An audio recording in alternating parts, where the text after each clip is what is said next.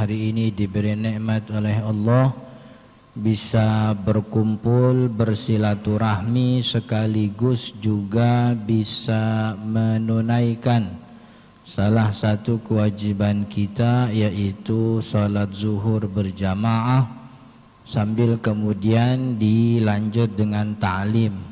Kita berharap kepada Allah mudah-mudahan apa yang kita pelajari siang hari ini jadi ilmu yang bermanfaat sekaligus jadi tambahan amal ibadah kita di akhirat. Amin ya rabbal alamin. Hadirin yang dirahmati Allah, siang ini insya Allah kita mau belajar soal madhab. Ini lanjutan dari apa yang minggu lalu, hari Senin pekan lalu kita belajar tentang ilmu fikih begitu ya. Nah, kalau belajar tentang ilmu fikih maka kita tidak akan lepas untuk juga mempelajari madhab fikih yang ada. Dan yang sering dipertanyakan banyak orang itu kan, apa kita ini memang harus ikut bermadhab atau tidak begitu. Kalau harus bermadhab, lalu madhab yang mana? Kan madhabnya ada banyak tuh. Ada Imam Abu Hanifah, ada Imam Malik, ada Imam Asy-Syafi'i yang katanya madhab kebanyakan orang Indonesia. Walaupun orang Indonesia sendiri banyak yang kagak ngerasa ngikutin Imam Syafi'i begitu, katanya begitu. Atau madhabnya yang mana begitu. Atau boleh gak ngikutin madhabnya nyampur-nyampur. Kalau urusan wudunya make Syafi'i, yang palanya tibang ditowel doang make tangan basah kan begitu. Kalau Hambali kan kudu semua pala dibasahin tuh. Maksudnya tangan tuh kudu ngepelin pala semuanya. Kalau Syafi'i kan enggak, satu jari aja telunjuk tuh tangannya basah, telunjuknya dicowel palanya tuh beres sudah, ngusap pala udah gak usah lama-lama lagi gitu. Wudunya ngikutin Syafi'i. Kalau batalin wudunya boleh gak ngikutin Hambali itu? Yang kalau megang bini kagak batal kan. Kalau Syafi'i megang bini batal kan ya. Jadi kalau orang Syafi'i habis wudu itu sama bini kayak musuh-musuhan begitu, jauh-jauh, males wudu lagi katanya begitu. Nah kemudian dulu sahabat-sahabat Nabi apa iya dia juga ngikutin madhab? Ntar kita lurusin.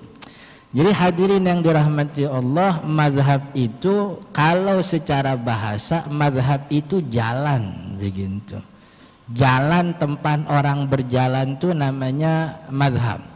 Kayak kalau orang kita dari sini mau ke Bogor, kan ada yang naik mobil masuk tol dalam kota, nanti masuk Cibubur, kemudian keluarnya nanti tergantung, ada yang keluarnya di Gadok, ada yang keluarnya di Bogor, Baranang Siang, ada yang keluarnya Ciawi, pokoknya ke Bogor tuh begitu.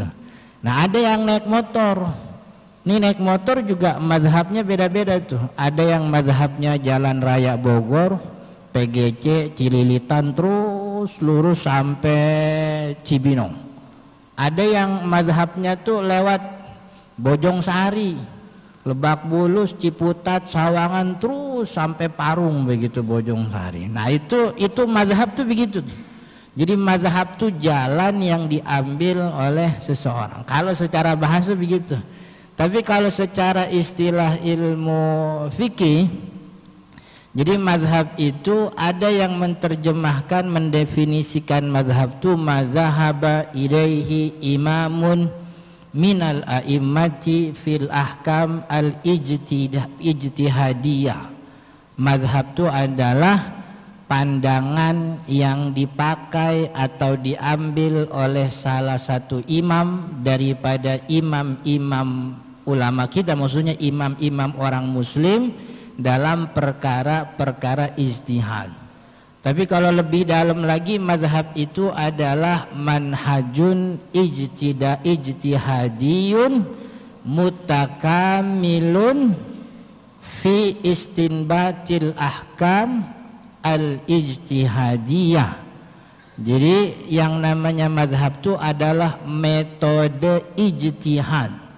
Metode ijtihad dalam mengambil kesimpulan hukum daripada hukum-hukum syariat. Tentu yang diambil kesimpulan hukumnya adalah teks-teks syariat yang sifatnya memang butuh ijtihad. Jadi ada di dalam Al-Quran tuh teks, kemarin kita singgung tuh waktu itu, ada teks syariat yang butuh diijtihadkan sebab memang teksnya memberi peluang untuk berbeda. Tapi ada teks syariat itu yang tidak butuh ijtihad. Contoh, kewajiban sholat 5 waktu itu teksnya tuh sangat apa istilahnya firm, tidak butuh ijtihad lagi. Maka orang tidak bisa bilang menurut mazhab Imam Syafi'i sholat 5 waktu wajib. Enggak, bukan mazhab Syafi'i yang bilang sholat 5 waktu. Syariat mewajibkan sholat 5 waktu. Sebab untuk sampai pada hukum kewajiban sholat 5 waktu, ulama kagak ada yang ijtihad. Emang teksnya udah begitu. Perzinahan haram, itu kan kagak kudu ijtihad lagi. Maka nggak ada yang bilang menurut mazhab fulan zina haram, kagak, itu syariat yang mengharamkan. Tapi ada teks di dalam syariat yang memang butuh, kalau bahasa orang kita dikulik lagi nih yang benar bagaimana gitu. Kata Al-Quran misalnya, la aula mastumun nisa, yang paling sering kata itu, aula mastumun nisa, ketika kalian menyentuh istri-istri kalian. Nah, begitu tuh. Ini menyentuh istri, menyentuh wanita-wanita. Nah, yang dimaksud menyentuh ini apa ya? Menyentuh megangnya tuh kepegang apa dipegang, terus menyentuhnya tuh apa jangan-jangan artinya tuh bukan menyentuh tapi berhubungan badan. Sebab kan kalimat la masa yulamisu memang di dalam bahasa Arab punya makna yang berbilang, bersayap. Maka yang namanya hukum kan kudu pasti, jangan istilahnya tuh nggak punya makna yang pasti, harus maknanya pasti. Maka ulama berijtihad. Muncullah kemudian pandangan ulama Syafi'i bilang yang namanya lamastumun nisa artinya bersentuhan dengan wanita yang bukan mahram, pokoknya bersentuhan, kagak dilihat siapa yang megang siapa yang dipegang, pokoknya dua-duanya batal begitu. Kata Imam Ahmad enggak, menyentuh di situ bukan bersentuhan, menyentuh di situ artinya bercumbu.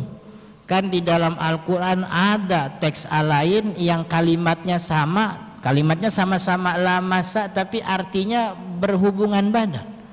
Kata Sayyidah Maryam kan begitu, kaifa yakunu li walad walam yamsasni bashar. Bagaimana bisa saya punya anak tidak pernah sekalipun saya disentuh oleh laki-laki. Kalimatnya disentuh itu. Jadi bukan digauli tapi berarti menyentuh itu maknanya begitu. Sebab kan juga kita lihat ada teks banyak daripada hadis Nabi yang waktu itu Nabi Muhammad pengen ke masjid, pengen sholat. Itu kan ada adegan Nabi Muhammad cipika-cipiki dulu sama bininya kan ya. Kan bininya ngomong tuh, waktu Nabi Muhammad pengen sholat, qabbala ba'du azwajihi, Nabi Muhammad mencium kena sebahagian istri-istrinya begitu. Kan dulu kagak ada nyium wireless, kagak ada, nyium menempelan begitu. Tapi Nabi Muhammad menempel itu kagak wudu lagi gitu. Nah itu kan jadi variable yang mesti diperhitung. Itu namanya metode ijtihad.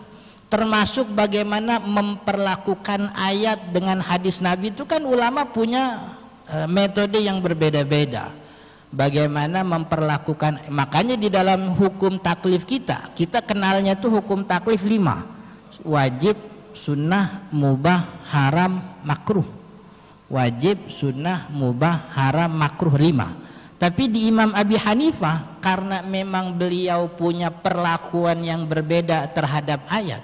Jadi kalau jumhur ulama nih kayak orang kayak model Imam Syafi'i, Imam Malik, Imam Ahmad bin Hambal, ayat sama hadis itu ya sama-sama wahyu.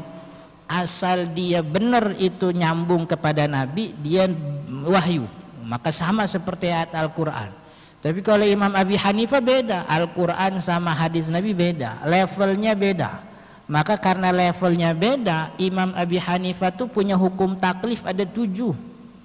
Jadi ada yang namanya wajib, tapi di atas wajib ada namanya fardu, gitu. Jadi fardu sama wajib beda tuh Imam Abi Hanifah. Ini sholat 5 waktu fardu, bukan wajib, bukan. Yang wajib tuh sholat witir. Sholat witir sama sholat Idul Fitri, Idul Adha tuh wajib hukumnya. Jadi kalau pada semalam pada gagal sholat witir, kata Imam Abi Hanifah, kita orang fasik semuanya nih. Sebab orang ninggalin kewajiban tuh fasik. Orang kalau fasik agak boleh jadi saksi nikah kan gitu. Kan salah satu konsekuensinya itu orang fasik tuh tidak diterima kesaksiannya. Jadi Imam Abi Hanifah punya pandangan berbeda terhadap ayat dan hadis. Kewajiban-kewajiban yang murni dari Al-Quran yang tidak bisa diganggu gugat lagi itu namanya fardu. Sedangkan kewajiban ini munculnya daripada hadis Nabi Muhammad SAW. Kan beda itu. Bagaimana perlakuan itu salah satu metode ijtihad begitu. Kenapa seperti itu? Karena memang Imam ini salah satu saya bocorin nih, salah satu kenapa Imam Abi Hanifah punya sikap yang berbeda terhadap hadis Nabi. Sebab Imam Abi Hanifah tinggalnya tuh waktu itu di zaman pergolakan politiknya tinggi sekali.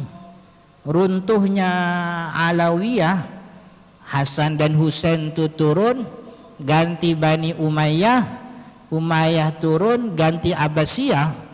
Itu kan orang-orangnya masih pada hidup, dalam arti masih apa istilahnya ya, ya namanya kekuasaan pada pengen kan begitu. Jadi masing-masing tuh, nah salah satu cara yang paling mujarab untuk bisa meraih simpati itu make hadis Nabi. Dan pihak yang paling banyak dikatakan sama siapa tuh apa namanya, saya lupa siapa namanya dalam tulisan tuh, pihak yang paling banyak memalsukan hadis untuk kepentingan politiknya tuh Syiah. Jadi tiga kekuasaan tuh masih mendominasi. Makanya Imam Abi Hanifah sama hadis tuh kurang apa namanya, dan beliau tuh tidak punya perbendaharaan hadis yang banyak. Sebab banyak hadis yang ditolak sebab beliau tinggal di masa yang begitu. Orang toto nongol di pasar dia teriak, ane datang dari Madinah, ane dengar sahabat Nabi Fulan bin Fulan bilang, dia dapat dari sahabat Nabi Fulan bin Fulan bilang, dia dapat dari Nabi Muhammad Fulan bin Fulan bilang, gitu.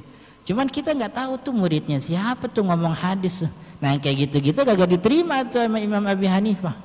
Imam Abi Hanifah cuman terima hadis-hadis yang diomongin sama guru-gurunya doang, begitu. Jadi kayak model kita nih sekarang, coba buka WhatsApp dah, coba buka WhatsApp dari grup mana tahu kan tiba-tiba nongol kata hadis Nabi Muhammad SAW. Kalau soal agama kan begitu, ditanya lu dapat dari mana, lu tahu gue juga dapat dari grup sebelah kan gitu. Kalau soal kedokteran kan juga sama. Ini lagi musim pilek, obat pilek gitu, celupin kupingnya di air mendidih, melepuh kuping anak tuh kan gitu. Ini kan banyak tuh, ikut informasinya tiba-tiba datang. Nah ulama fikih kita tuh ngejagain syariat supaya tidak ada distorsi nih sama orang-orang yang tidak bertanggung jawab. Intinya begitu. Jadi dia metode ijtihad yang kemudian metode itu diadopsi oleh murid-muridnya sehingga jadi trademark. Oh, orang-orang Kufah tuh begini gaya ijtihadnya. Siapa yang mula-mulain? Imam Abi Hanifah. Makanya disebutnya mazhab Imam Imam Abi Hanifah. Sebab Imam Abi Hanifah yang memang diberikan oleh Allah kebukaan hati dan pikiran untuk bisa memahami Al-Quran dan Sunnah, diikutin sama murid-muridnya. Lalu Imam Ahmad bin Hambal, Imam Syafi'i punya metode yang berbeda, sebab memang zamannya juga berbeda. Contoh ya, yang paling sederhana tuh, Imam Malik tuh punya pandangan bahwa pekerjaan orang Madinah tuh bisa jadi dalil. Yang dikerjakan sama orang Madinah turun temurun itu bisa jadi dalil kebiasaan orang Madinah. Sedangkan Imam Syafi'i muridnya Imam Malik, itu Imam Syafi'i kan muridnya Imam Malik, itu nggak melihat itu. Nah, Imam Malik bilang orang Madinah tuh, tradisi yang terjadi di Madinah tuh hasil daripada kebiasaan para sahabat-sahabat Nabi. Maka kalau ada hadis yang kira-kira ini bertentangan dengan kebiasaan orang Madinah, maka kita lebih ngikutin kebiasaan orang Madinah. Makanya di mazhabnya Imam Malik, puasa Syawal yang 6 hari itu hukumnya makruh, bukan sunnah. Kenapa dikatakan makruh? Sebab sederhana, hadis puasa Syawal itu kan cuma 5 orang sahabat yang meriwayatkan. Jadi nggak sampai derajatnya mutawatir. Itu levelnya masih ahad namanya kalau dalam ilmu hadis. Jadi cuma 5 sahabat yang terdaftar meriwayatkan puasa Syawal, begitu. Imam Malik kan kalau bahasa kita tuh orang Madinah tulen, dia tuh lahir di situ, belajar di situ, gede di situ, wafat di situ tuh. Imam Syafi'i kan kemana-mana.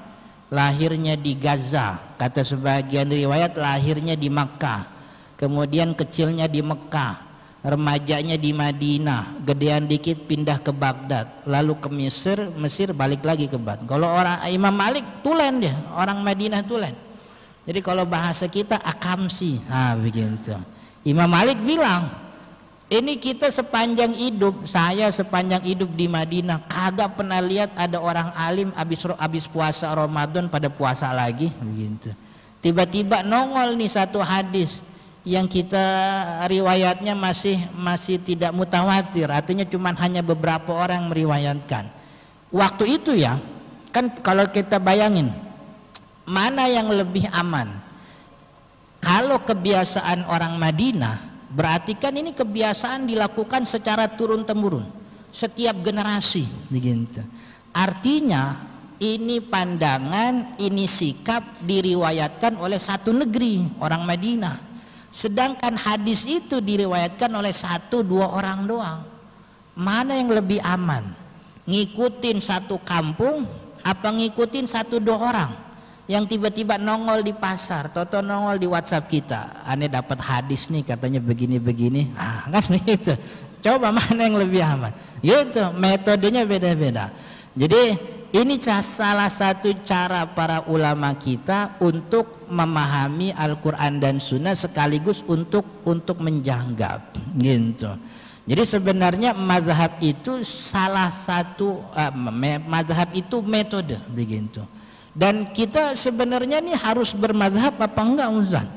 Kita tuh sebenarnya nggak boleh kagak bermadhab, sebab kita tuh kan kagak bisa memahami Al-Quran dan hadis langsung, begitu. Karena secara tanpa kita sadari kita tuh sedang bermadhab, cuman kita kagak ngerti aja, begitu. Cuman madhab kita kan guru kita, kata ulama, orang awam tuh madhabnya gurunya, gitu. Jadi yang bertanggung jawab dalam urusan madhab ini sebenarnya guru-guru, para alim, para ustadz. Jangan sampai dia menyampaikan kepada awam pandangan yang aneh-aneh. Maka kan ada ulama yang mensederhanakan bahwa umat muslim itu cuma ada 3. Pertama mustahidun, yang kedua muqallidun, yang ketiga awam. Pertama mustahid, para imam mustahid, Imam Syafi'i, Imam Ahmad, Imam Abi Hanifah, Imam Malik. Kemudian ada muqallid. Muqallid ini ulama-ulama madhab yang ngikutin pandangan madhab. Dan muqallid ini adalah orang-orang yang menjaga keutuhan syariat kita. Ini kalau kagak ada muqallid, kalau kagak ada ulama madhab, orang ini jadi ngomong seenak-enaknya aja. kan dengan alasan nggak usah ngikutin fulan, nggak usah ngikutin fulan, langsung aja Al-Quran sama hadis, kan begitu orang ngikutin asal ngomong. Ini kalau kagak ada ulama mazhab yang jagain, ada kan dia ngomel nih, ketahuan ada orang ngomong macam-macam, nggak bener tuh di mazhab kami yang pandangan begitu tuh salah gitu. Mazhab yang ono juga ngomong di mazhab kami juga begitu tuh salah, di mazhab kami yang begitu salah. Setiap ulama mazhab defensif, melakukan pertahanan terhadap distorsi-distorsi itu. Coba kalau kagak ada ulama mazhab, orang jadi seenak-enaknya, nggak usah lah belajar mazhab, yang penting Al-Quran Sunnah begitu, yang penting Al-Quran Sunnah. Dia nemu 1-2 hadis, dia bilang, oh berarti selama ini kita salah nih, yang benar begini nih gitu. Orang disalah-salahin, kayak dia doang yang belajar hadis kayaknya begitu kan ya, dikata orang baru belajar kali begitu, orang disalah-salahin. Ini ada ulama namanya muqallid, jadi mustahid muqallid emang yang dari awal nih belajar di pesantren, kemudian kuliahnya syariat, dia mengikuti, emang kudu ngikutin mazhab. Kalau orang gini kagak ngikutin mazhab, ntar siapa yang jagain syariat begitu. Baru nih yang ketiga awam.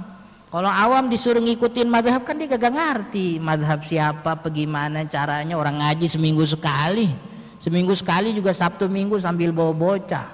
Lebih banyak ngomong anaknya daripada dengerin ustadz, kan begitu. Kalau enggak pas di kantor kayak begini nih kan gitu. Kan ya, sayu-sayu mata, nyender tidur dah begitu. Emang namanya majelis ilmu itu menyejukkan, memang betul. Di mana-mana gitu menyejukkan. Siapapun orang duduk di majelis ilmu, masalah hilang. Saking hilang tuh masalah, orang jadi pada tidur. Atau emang jangan keberatan dapat pahala emang.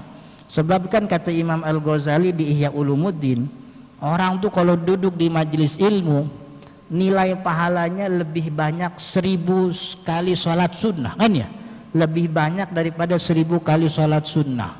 Lebih banyak pahalanya dibanding menjenguk 1000 orang sakit, kan begitu. Lebih banyak mensolati 1000 orang jenazah.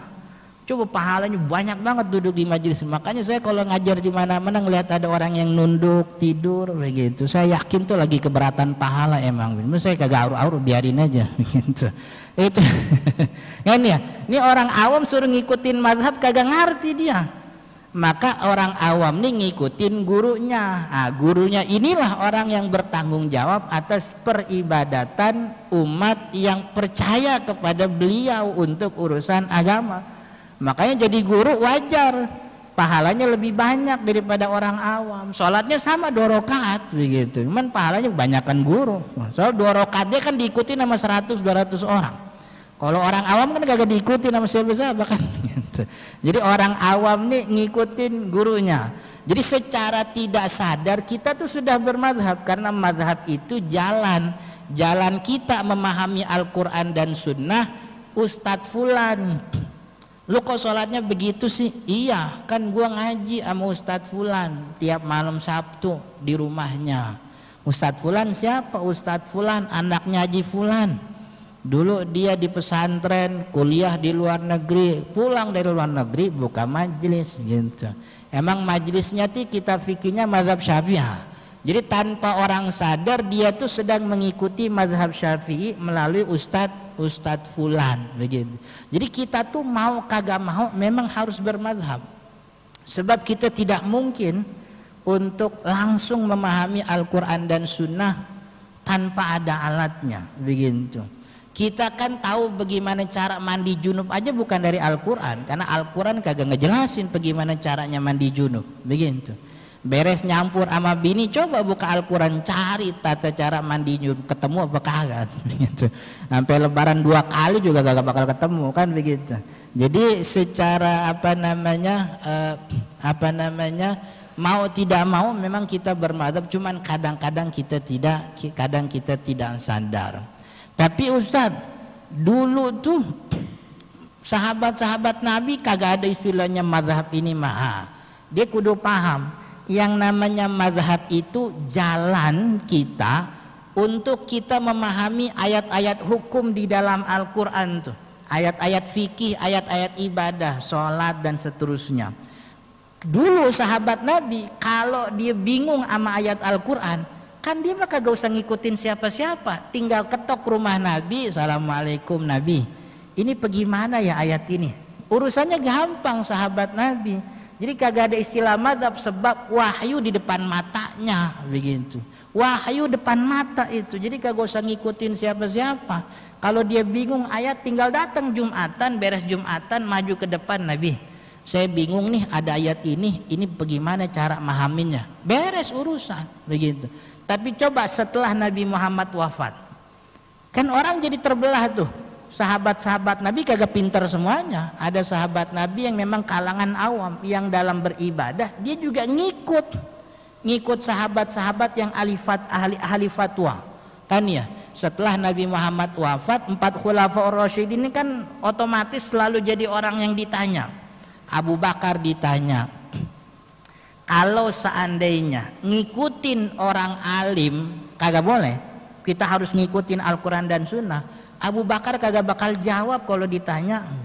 Ada orang nanya, Abu Bakar, saya nih punya orang tua wafat, ninggalin begini, warisannya gimana ya? Kan Abu Bakar tinggal jawab, ente kan sahabat Nabi, kemarin Nabi hidup ente ada kan? Iya, langsung aja Al-Quran, kan begitu kudunya. Tapi enggak tuh, Sayyidina Abu Bakar jawab tuh pertanyaannya tuh. Artinya orang ini nih, si sahabat ini dalam hal yang dipertanyakan dia tuh ngikutin mazhabnya Abu Bakar begitu. Sahabat lain bingung juga sama ayat tertentu, dia nanya sahabat Ibnu Mas'ud. Kan waktu itu kita pernah nyebut istilah ada sahabat ring 1. Jadi sahabat yang tiap hari emang nempel sama Nabi Muhammad SAW. Jadi kan sahabat nggak semuanya nempel sama Nabi, ada yang rumahnya jauh. Nah yang ring 1 ini yang nempel-nempel sama Nabi ini jadi ahli fatwa di kemudian hari setelah Nabi Muhammad wafat. Ngikutin Ibnu Mas'ud, ngikutin Sayyidina Abu Bakar, ngikutin Sayyidina Ali. Dalam hal itu orang tersebut tuh sedang bermadhab. Madhabnya siapa? Madhabnya Abu Bakar. Jadi yang namanya ngikutin madhab tuh udah dari dulu. Kalau kata orang Betawi dari zaman Kibenen loh pada ngikut gitu. Cuman kita kagak sadar aja. Dari zaman dulu. Jadi sahabat-sahabat tidak bermadhab sebab wahyu di depan mata. Yang namanya madhab itu kan cara. Dia nggak perlu cara apa-apa orang Nabi depan muka. Tapi ketika Nabi Muhammad wafat muncul kebingungan, kan begitu. Dan di masa Sayyidina Umar bin Khattab inilah kemudian ini simpul-simpul ijtihad disebar. Sayyidina Umar bin Khattab kan ngutus siapa Ibnu Mas'ud ke Kufah, anaknya Ibnu Umar ada di Madinah. Makanya banyak ulama mengatakan Ibnu Mas'ud itu bapak moyangnya madhab Baghdad. Madhab Baghdad itu Imam Abi Hanifah. Sedangkan di Madinah ada Ibnu Umar. Kan yang namanya qadhi, namanya pemimpin, mau nggak mau kan dia jawab pertanyaan masyarakat. Nah jawaban-jawaban itu tuh dijadikan bahan fatwa oleh ulama selanjutnya. Lalu muncullah nih menurut pandangan fulan. Nah, cuman kan yang namanya sahabat tuh fatwanya sepotong-sepotong. Jadi dalam masalah wudhu mungkin pertanyaannya yang muncul cuman 2-3, nyampe ke kita 3. Sedangkan masalah wudhu kan banyak. Makin turun masanya, makin jauh masa ke Nabi, makin banyak masalahnya. Nah imam-imam mazhab inilah yang kemudian bukan cuma ngasih fatwa tapi juga ngasih metode, jalan, cara bagaimana memahami Al-Quran dan Sunnah. Dikasih caranya.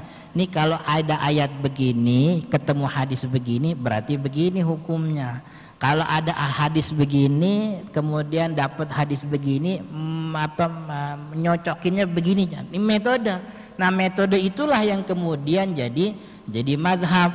Ada orang yang puas dan memang merasa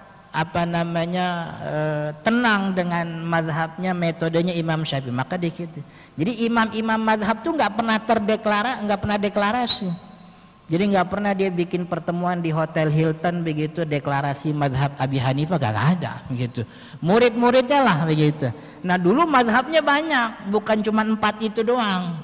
Jadi mazhabnya banyak, bukan cuman Abi Hanifah, bukan Imam Syafi'i aja, bukan imam. Di masa Imam Abi Hanifah ada Abu Thawr, ada Ishaq bin Ruwahih, ada Syu'ab bin Amir, banyak. Cuman yang akhirnya nyampe sekarang itu 4 ini. Kenapa 4 ini nyampe? Sebab muridnya terus-terusan ada. Muridnya ini kalau kita ngurutin dari Indonesia sampai ke Gaza Imam Syafi'i, itu muridnya ada tuh. Ustadz Fulan, dari Ustadz Fulan, dari Ustadz Fulan, dari Kiai Fulan, dari Mbah Fulan, dari Romo Fulan, terus sampai ke Baghdad, sampai ke Imam Syafi'inya. Jadi nyambung. Makanya saya sering bilang, kalau kita sholat subuhnya pakai kunut yang mana itu pandangan Imam Syafi'i, kita itu berarti sholat subuh mengikuti pandangan yang diverifikasi oleh jutaan ulama. Bukan cuma 1-2 orang, tapi jutaan ulama. Sebab ketika fatwa itu turun dari Imam Syafi'i, diverifikasi oleh murid-muridnya. Lalu turun lagi ke muridnya, diverifikasi lagi. Setiap angkatan memverifikasi fatwa ulama di atasnya. Terus sampai kita sekarang. Jadi kalau kita sholat subuh ngikutin Syafi'i yang ada kunut subuhnya, kita sedang melakukan ibadah yang diverifikasi oleh jutaan ulama. Begitu. Tiba-tiba ada bocah datang bawa WhatsApp nih, ada WhatsApp bilang kunut subuh bid'ah rupanya, kata dia. Mana yang lebih aman? Ngikutin bocah kita gak kenal bapaknya siapa, emaknya siapa, sekolah di mana, lulusan mana, bener apa kagak sekolahnya, di pesantren mana. Ngikutin ini orang, apa mending ngikutin guru kita yang udah firm ini urutan urutan silsilah pandangannya. Kan lebih bagus ngikutin ini yang sudah terkonfirmasi, begitu, daripada ngikutin broadcast WhatsApp. Lu dapat mana nih? Tahu, gue juga dari grup sebelah, begitu, dapat begitu. Kita nggak kenal bapaknya siapa, emaknya siapa, begitu. Jadi kita tuh punya garansi bahwa ibadah kita nih dijamin keabsahannya kalau kita ngikutin mazhab. Sebab mazhab itu bukan tiba-tiba orang ngumpul ayo gitu bikin mazhab yuk. Sebab ntar dapat suntikan dana dari APBN, kan kagak begitu. Mazhab tuh ya keberlangsungan. Itu kenapa 4 mazhab yang nyampe sekarang established, karena 4 ini yang ada muridnya. Nyambung terus. Jadi kemungkinan adanya distorsi itu kagak ada, sebab setiap angkatan terus terisi. Ada mazhab namanya mazhab Al-Zahiri, imamnya doang ada, kitabnya ada, cuman murid-muridnya kagak ada. Maka kalau sekarang ada yang ngaku mazhab Zahiri, kemungkinan dapat distorsi. Sebab antara dia sampai ke imamnya kosong, itu ulamanya kagak ada. Ente tiba-tiba dapat dari mana? Loh kan ada kitabnya. Kitab kagak bisa ngomong. Kitab tulisan doang kan gitu. Kitab tulisan doang. Komanya kagak ada. Yang ngomongin kan kitab. Begitu. Kan ya, Pak Iwan kucing dimakan ayam. Nah begitu, kagak ada komanya kan begitu tuh Pak Iwan kan ya. Kan kalau ada koma bacanya enak. Pak Iwan, saya ngelihat kucing makan ayam, enak begitu. Ini kalau kagak ada komanya tulisan doang, Pak Iwan kucing saya lihat dimakan ayam kan gitu. Jadi maksud saya bahwa kita tuh memang harus bermadhab, begitu. Kita memang harus, dan madhab itulah salah satu cara. Dan kita harus tahu bahwa tidak ada satu ayat pun di dalam Al-Quran yang dilewatkan oleh ulama madhab, kagak ada. Artinya begini, kalau ketemu ada masalah kagak usah sok-sokan istihad baru.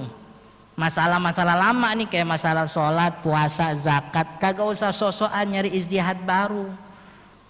Kita mau istihad nih, mau nyari kepastian hukum, bismillah nih kudu dibaca apa kagak, begitu. Kalau lagi surat Al-Fatihah, kagak bakal ada pandangan baru. Dari dulu pandangannya cuma 2 kan ya. Bismillah tuh bagian dari Al-Fatihah atau dia bukan Al-Fatihah. Yang bilang Al-Fatihah itu Syafi'i sama Hambali, cuman bedanya Syafi'i dibaca keras, Hambali kagak. Kita mau istihad make sampai jungkir balik juga nggak bakal nemu pandangan baru, itu aja, sebab wahyunya udah berhenti. Jadi kalau mau istihad masalah maksud saya begitu. Jadi kagak usah ini menurut Al-Quran dan Sunnah Bismillah tuh dikerasin apa kagak? Kau usah begitu nanyanya, sok banget begitu. Ustaz, emang kalau kata Syafi'i Bismillah tuh dibaca apa kagak? Beres urusan begitu. Jadi nggak usah seakan-akan. Nah ini juga kekeliruan kita. Banyak di antara kita tuh yang menisbatkan masalah ijtihad itu kepada Al-Quran dan Sunnah. Ulama mazhab mah nggak begitu. Ulama mazhab kan kalau beres ijtihad dia bilang, ini pendapatku. Kalau ini benar dari Allah, kalau ini salah, ini kelalaianku, kan begitu. Atau kalimat yang lain, pandanganku benar tapi bisa jadi salah.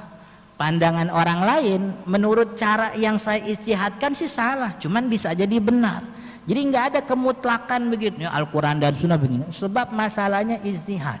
Menurut mazhab Imam Asy-Syafi'i, bersentuhan dengan lawan jenis yang bukan mahram itu membatalkan wudhu termasuk istri. Nah gitu. Tapi Imam Ahmad bilang bersentuhan dengan lawan jenis yang bukan mahram tidak membatalkan wudhu selama tidak diiringi dengan syahwat, begitu.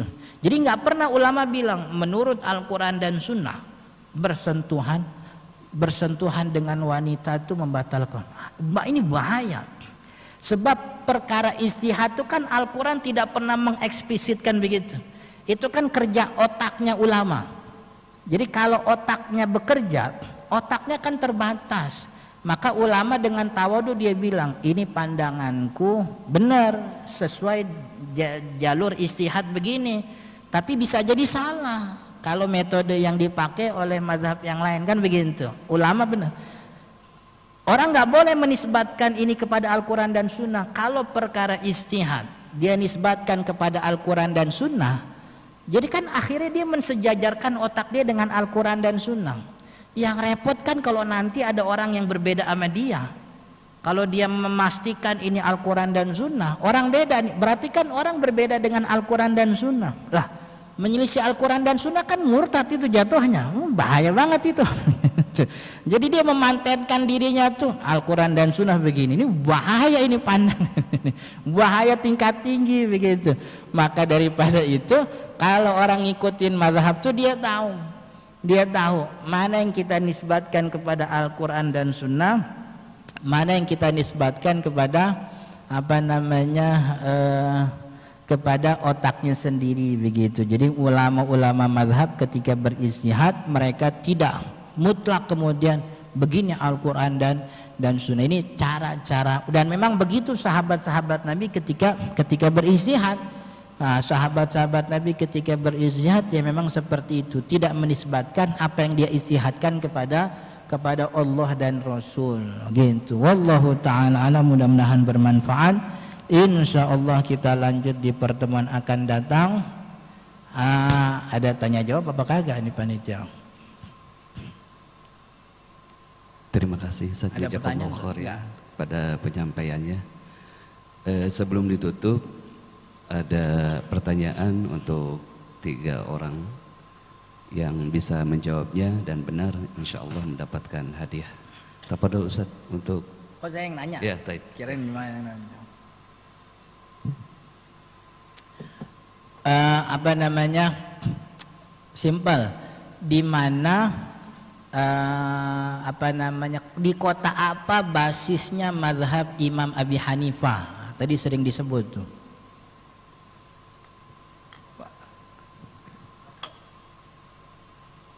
Di Baghdad ya? Di Baghdad, iya benar. Ya. Ada berapa lagi? 2 lagi. Dua lagi. Tadi disebut apa kagak ya? Urutan ulama mazhab imam mazhab sesuai dengan umur. Yang pertama tuh siapa yang sebutin 1, 2, 3 aja dah. No. Sesuai umur, sesuai masanya.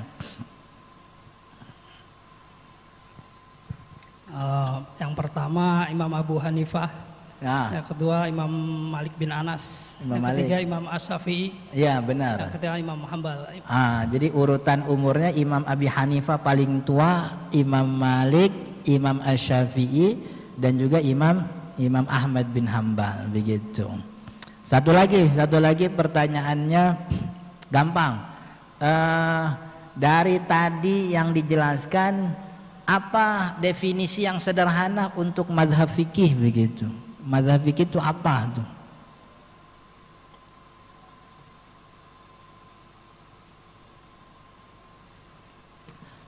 Mana dong ada?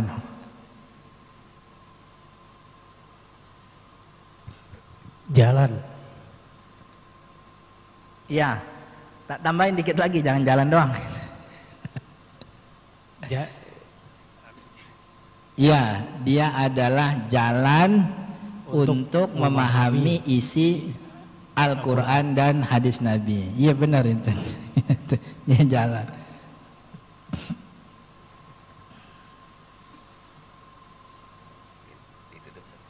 Kita baca surat Al-Fatihah, mudah-mudahan apa yang kita pelajari jadi ilmu yang manfaat.